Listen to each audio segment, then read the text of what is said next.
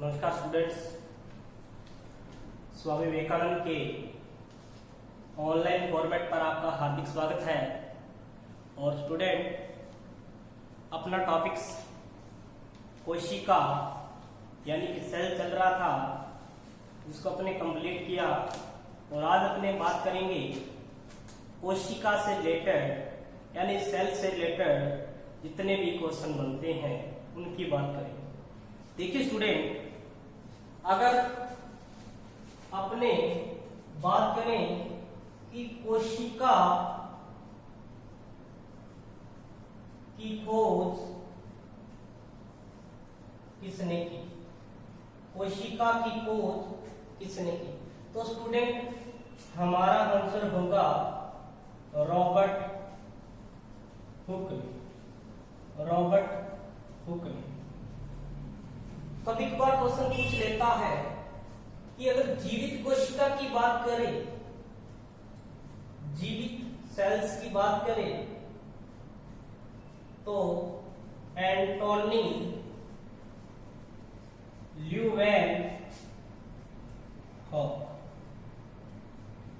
देखिए स्टूडेंट, जो हमारा पहला क्वेश्चन है कि कोशिका की खोज किसने की, रॉबर्ट हुक ने की। अगर जीवित कोशिका में पूछे कि जीवित सेल की खोज किसने की, तो एंटोनी ल्यूवेनहॉक ने।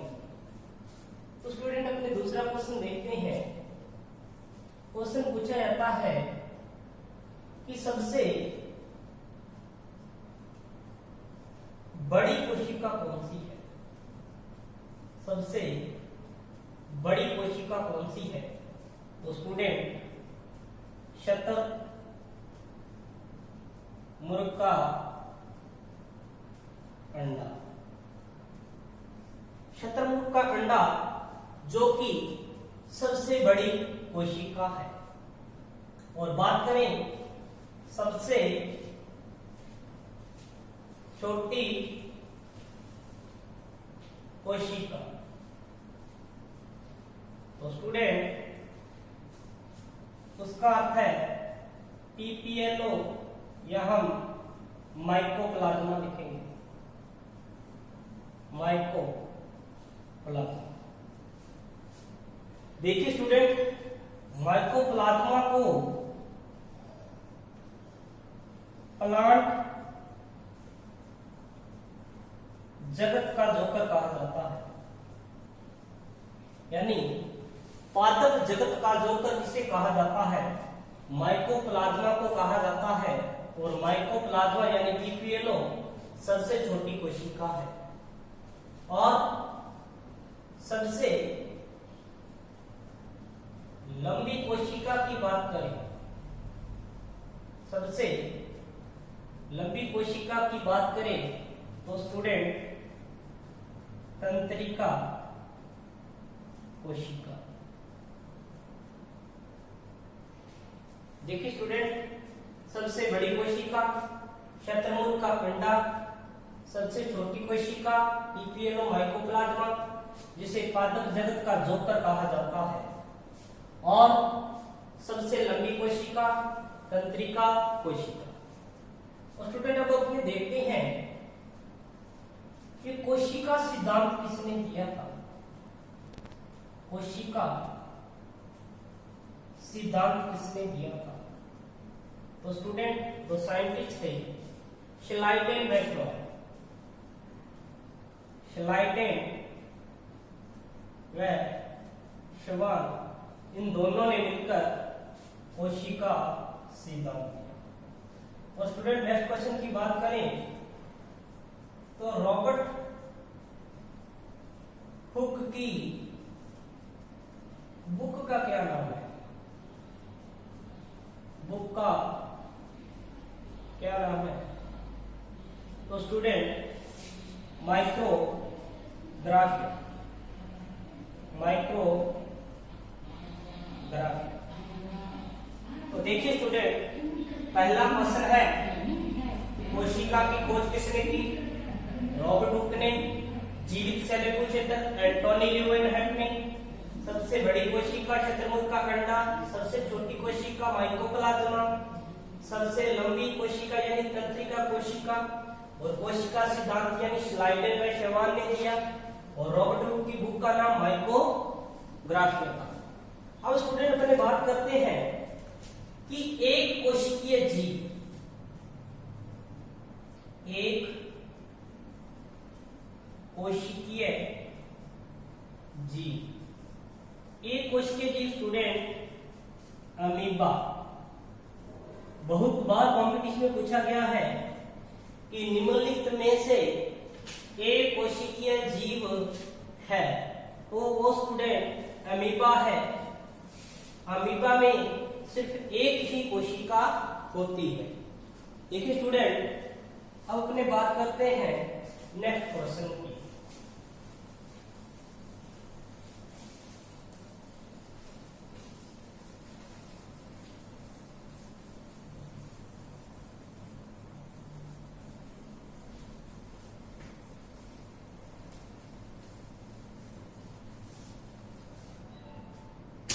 देखिए स्टूडेंट, नेक्स्ट क्वेश्चन है कवक की कोशिका भित्ति यानी कि सेल वॉल किसकी बनी होती है? तो स्टूडेंट, कवक की कोशिका भित्ति काइटिन की बनी होती है, और प्लांट्स की सेल वॉल की यानी कोशिका भित्ति की तो सेलुलोज की बनी होती है।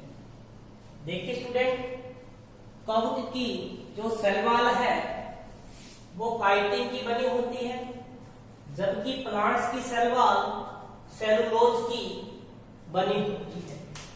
नेक्स्ट बात करते हैं कि कोशिका का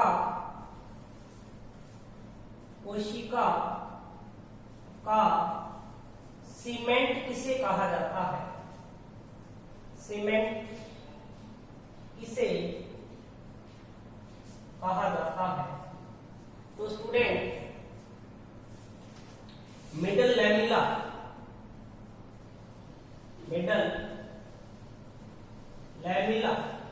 यानी कि मध्य पटलिका को कोशिका का सीमेंट कहा जाता है। यानी जो मध्य पटलिका है वो दो सेल वॉल को आपस में जोड़ने का कार्य करता है, और स्टूडेंट ये मध्य पटलिका कैल्शियम पेप्टाइड की बनी होती है। कैल्शियम पेप्टाइड की बनी होती है। सेल मेम्ब्रेन थ्योरी किसने दी? सेल मेम्ब्रेन थ्योरी किसने? तो स्टूडेंट, दो साइंटिस्ट थे, सिंगर व निकोलसन। इन दोनों ने मिलकर सेल मेम्ब्रेन थ्योरी, और इन्होंने ये बताया था कि जो प्रोटीन है वो दो वसा की परतों के बीच में स्थित होती है। अगर नेक्स्ट बात करें स्टूडेंट, माइटोकॉन्ड्रिया में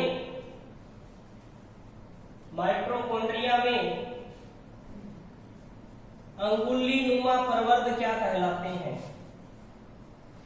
अंगुलीनुमा प्रवर्ध क्या कहलाते हैं? तो स्टूडेंट, हमारा आंसर होगा कि जो माइटोकॉन्ड्रिया में अंगुलीनुमा प्रवर्ध है उन्हें करिस्टी कहा जाता है। करिस्टी। नेक्स्ट बात करें स्टूडेंट कि माइटोकॉन्ड्रिया में खालिस्तान यानी जो रिक्त स्थान होता है उसे क्या कहा जाता है? तो स्टूडेंट उसे मैट्रिक्स कहा जाता है। मैट्रिक्स। अंगुलीनुमा प्रवर्त को पेरिस्टी कहा जाता है और माइटोकॉन्ड्रिया में खाली स्थान को मैट्रिक्स कहा जाता है।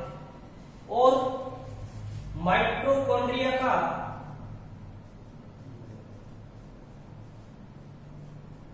उपनाम यानी माइटोकॉन्ड्रिया को कोशिका का शक्ति ग्रह यानी पावर हाउस ऑफ सेल कहा जाता है। कोशिका का यानी पावर हाउस ऑफ सेल यानी कोशिका का शक्ति ग्रह किसे कहा जाता है? माइटोकॉन्ड्रिया को कहा जाता है। ईटीएस की प्रक्रिया कहां संपन्न होती है? ईटीएस की प्रक्रिया कहां संपन्न होती है? तो स्टूडेंट इनर लेयर पर ईटीएस की प्रक्रिया संपन्न होती है। अगर बात करें लिंक रिएक्शन या क्रेबस चक्कर की बात करें, इन दोनों की जो प्रक्रिया संपन्न होती है स्टूडेंट वो मैट्रिक्स के अंदर होती है। मैट्रिक्स के अंदर होती है। अब देखिए स्टूडेंट मोस्ट इंपॉर्टेंट क्वेश्चन कि माइटोकॉन्ड्रिया की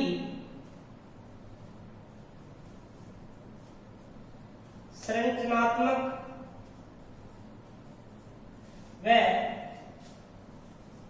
क्रियात्मक इकाई किसे कहा जाता है? इसे कहा जाता है। तो स्टूडेंट इसका आंसर होगा ऑक्सीसोम। ऑक्सीसोम को माइटोकॉन्ड्रिया की संरचनात्मक व क्रियात्मक इकाई कहा जाता है। नेक्स्ट क्वेश्चन की बात करें कि पत्तियों का हरा रंग किस कारण होता है? पत्तियों का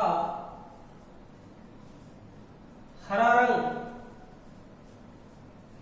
किस कारण होता है? तो स्टूडेंट क्योंकि इसमें हरित लवण वर्णक पाया जाता है जिसके कारण पत्तियों का रंग हरा दिखाई देता है। बात करते हैं स्टूडेंट नेक्स्ट क्वेश्चन।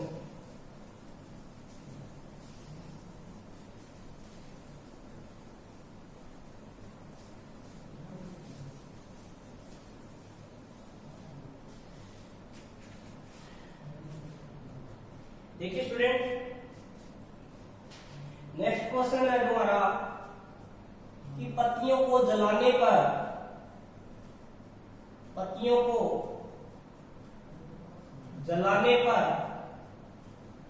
शेष क्या बचता है? देखिए स्टूडेंट जो सूखी पत्तियां हैं अगर उनको जला दिया जाए तो शेष मैग्नीशियम बचता है। मैग्नीशियम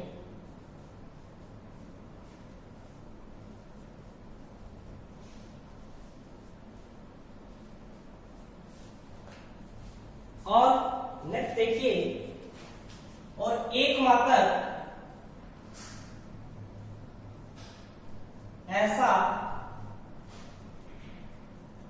जंतु जिसमें लवक यानी कि प्लास्टिड पाए जाते हैं। प्लास्टिड पाया जाता है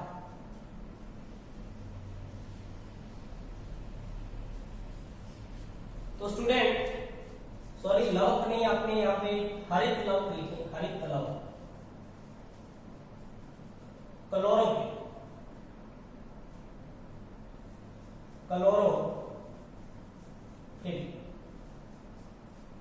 एकमात्र ऐसा जंतु जिसमें हरित लवक पाया जाता है तो स्टूडेंट वो है यूग्लिना। मोस्ट इंपॉर्टेंट क्वेश्चन है, ये दोनों के दोनों बहुत बार परीक्षा के अंदर पूछे गए हैं। नेक्स्ट बात करें स्टूडेंट कि पौधों में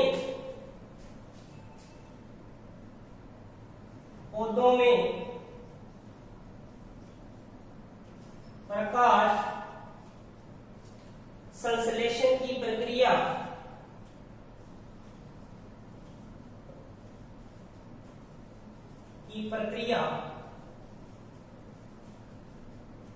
कहां संपन्न होती है?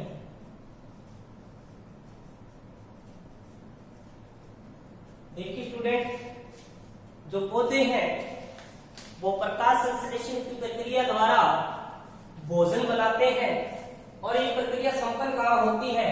तो स्टूडेंट हमारा आंसर होगा हरित लवक। नेक्स्ट क्वेश्चन, सबसे बड़ा कोशिकांग कौन सा है? सबसे बड़ा कोशिकांग कौन सा है?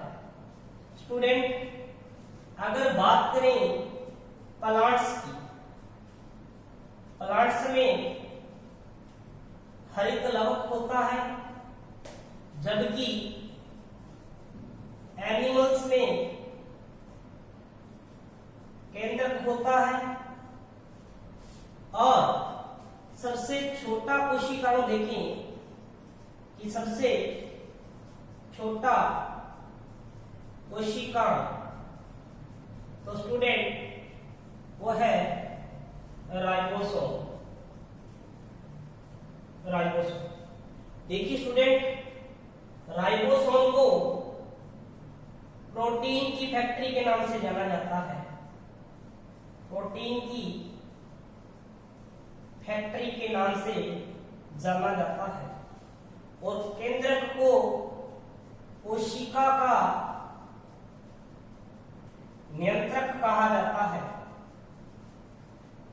और हरित लवक को कोशिका की रसोई घर कहा जाता है। कोशिका की रसोई घर कहा जाता है। तो देखिए स्टूडेंट, प्लांट्स में सबसे बड़ा कोशिकांग हरित लवक और हरित लवक को कोशिका की रसोई घर कहा जाता है और एनिमल्स में सबसे बड़ा कोशिकांग केंद्रक और केंद्रक को कोशिका का नियंत्रक कहा जाता है और सबसे छोटा कोशिकांग है जो राइबोसोम और राइबोसोम को प्रोटीन की फैक्ट्री कहा जाता है। देखिए स्टूडेंट, जो क्वेश्चन है उन्हीं में से और क्वेश्चन निकलाते हैं, तो इस प्रकार अपने हर एक क्वेश्चन को लिंक करते हुए पढ़े ताकि ज्यादा से ज्यादा क्वेश्चन बन सके और वो सिंपल सभी क्वेश्चन हमें याद रहे। रटे नहीं क्वेश्चन को समझने की कोशिश करें ज्यादा से ज्यादा। अब बात करते हैं स्टूडेंट, गाजर का जो पीला रंग है वो किस कारण होता है? गाजर का पीला रंग किस कारण होता है? स्टूडेंट कैरोटीन मिले तो भी टिक कर देना, अगर बीटा कैरोटीनॉइड मिले तो भी टिक कर, दोनों एक ही बात है। कैरोटीन भी लिख सकते हैं, बीटा कैरोटीनॉइड भी लिख सकते हैं। अगर बात करें स्टूडेंट, कोशिका का इंजन किसे कहा जाता है? कोशिका का इंजन किसे कहा जाता है? तो स्टूडेंट वो है राइबोसोम। राइबोसोम को कोशिका का इंजन कहा जाता है। और कौन सा कोशिकांग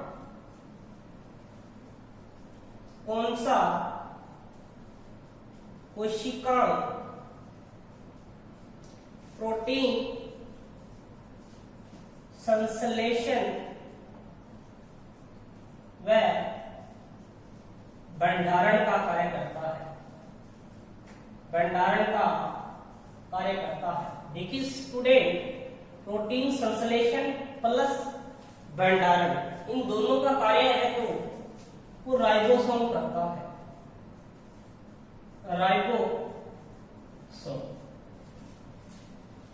देखिए स्टूडेंट, अगर अपने बात करें नेक्स्ट क्वेश्चन की, केंद्रक की खोज किसने की?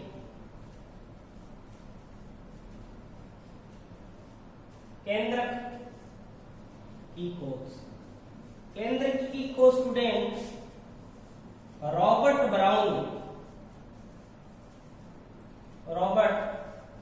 ब्राउन केंद्रक की खोज की, और इसे कोशिका का नियंत्रक कहा जाता है।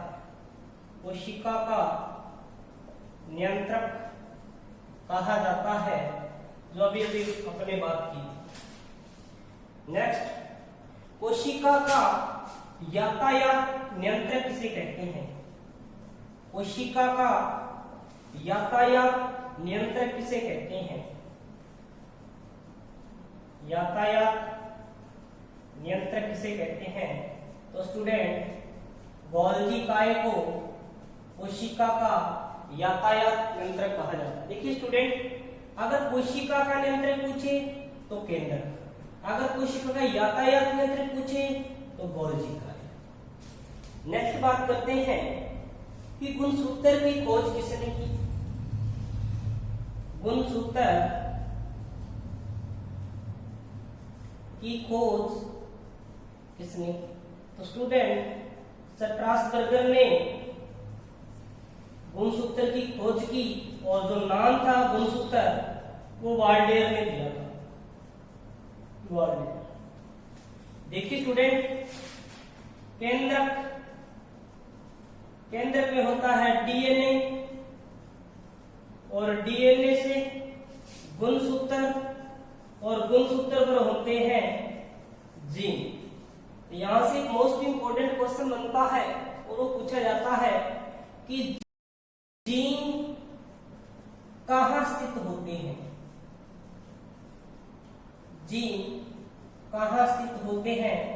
तो स्टूडेंट, हमारा आंसर होगा गुणसूत्र। देखिए नेक्स्ट क्वेश्चन के अंदर में बात करें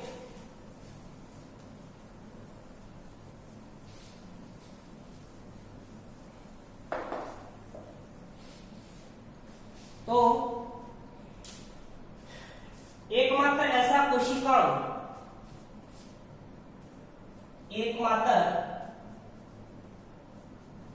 ऐसा कोशिका जो केंद्रक झिल्ली से जुड़ा होता है, तो स्टूडेंट वो है किया, यानी एंडोप्लाज्मिक रेटिकुलम। नेक्स्ट, कोशिका का बहुरूपिया किस कोशिका को कहा जाता है? कोशिका का बहुरूपिया किस कोशिकाओं को कहा जाता है?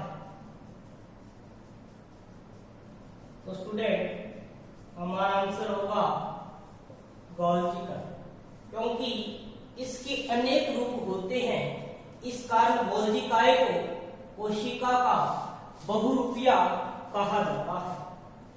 तो लाइसोसोम का निर्माण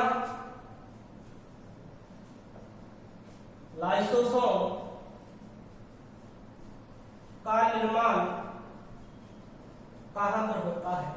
तो स्टूडेंट एंडोप्लाज्मिक रेटिकुलम या प्लस गोल्जी काय से, एंडोप्लाज्मिक रेटिकुलम प्लस गोल्जी काय से लाइसोसोम का निर्माण होता है और इसी लाइसोसोम को कोशिका की आत्मघाती थैली के नाम से जाना जाता है या सुसाइड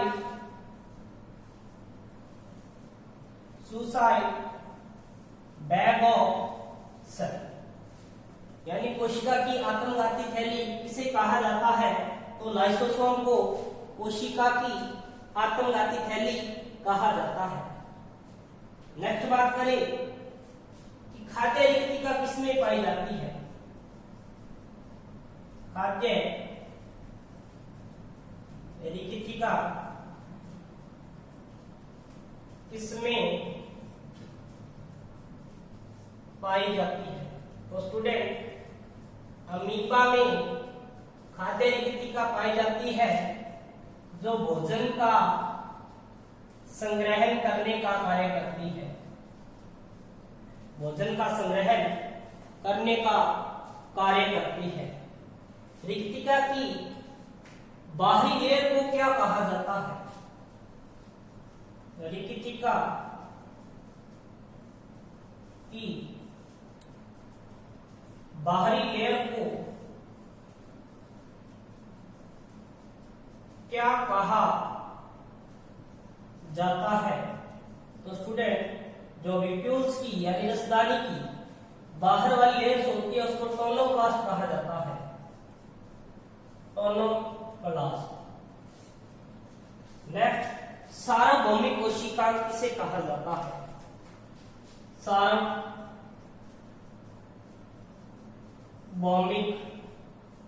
कोशिका,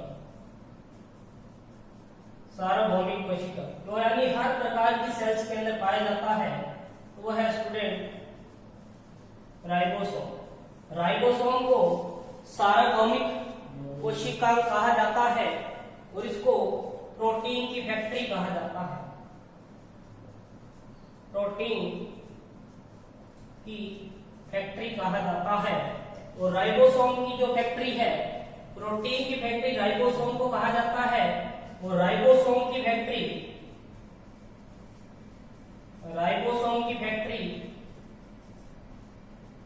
केंद्रिका को कहा जाता है और केंद्रिका की जो खोज है वो फोंटाना ने की थी, फोंटाना। देखिए स्टूडेंट, जितने भी कोशिका से रिलेटेड क्वेश्चन थे आज अपने उन सभी की बात की और नेक्स्ट अपने बात करेंगे कि कोशिका का समूह क्या कहलाता है, उत्तक। तो नेक्स्ट टॉपिक में अपने बात करेंगे उत्तक की। थैंक्स स्टूडेंट, मिलते हैं नेक्स्ट क्लास में।